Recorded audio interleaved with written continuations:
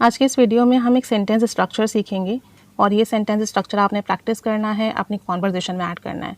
जब कभी भी आप ऐसे सुनते हैं या बोलते हैं कि वो अपने लफ्ज़ों से मुकर गया या अपनी बात से मुकर गया या वो अपनी बात से मुकर जाता है या वो तो कभी अपनी बात से नहीं मुकरता, यानी वो जो भी बात कहता है उसे पूरा करता है।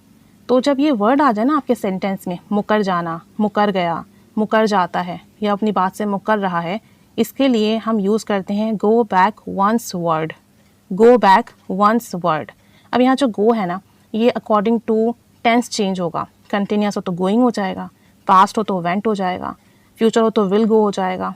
और यहाँ जो वंस है, इसमें आप उस पर्सन का नाम यूज़ करोगे या इसमें आप जो है प्रोनाउन यूज़ करोगे जिससे पता चलेगा कौन अपनी बात से मुकर गया। यानी कि यहाँ पर हिज हर आ जाएगा और क्या कहते हैं यू आ जाएगा, अस आ जाएगा या जो है यहाँ किसी का नाम आ जाएगा। ठीक है, अब स्टार्ट में सब्जेक्ट आएगा। अगर ऐसा टेंस है जिसमें हेल्पिंग वर्ब आ रहा है तो हेल्पिंग वर्ब आएगा, फिर गो बैक, फिर उसके बाद वंस की जगह पे आपने उस पर्सन का नाम यूज़ करना है और फिर वर्ड आएगा। ठीक है, कुछ सेंटेंसेस देखते हैं। आई ट्रस्टेड हर, मुझे उस पर यकीन था। Not to go back on her words, कि वो अपने लफ्ज़ों से अपनी बात से नहीं मुकरेगी। I trusted her not to go back on her words.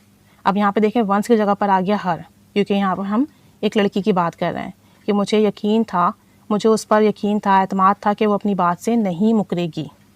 एक और सेंटेंस देखें, don't go back to your words, देखो अपनी बात से मत मुकरना। ठीक है, आप किसी से आप वादा करते हो या कभी कुछ देते हो लेते हो तो आखिर में ये कहते हो ना कि यार देखो अपनी बात से मत मुकरना, अपनी बात पूरी करना, तो आपको आगे don't go back to your words. Don't go back to your words. एक और सेंटेंस देखें, I will never go back to my words, मैं कभी अपनी बात से नहीं मुकरूंगा, कभी अपनी बात से नहीं फिरूंगा। I will never go back to my words. अब चूंकि मेरी बात हो रही है तो इसलिए यहाँ पे माई वर्ड्स आ गया।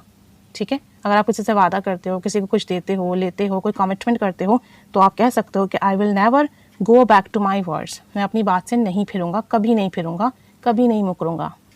एक और सेंटेंस देखें, he always goes back to his words, वो हमेशा अपनी बात से मुकर जाता है।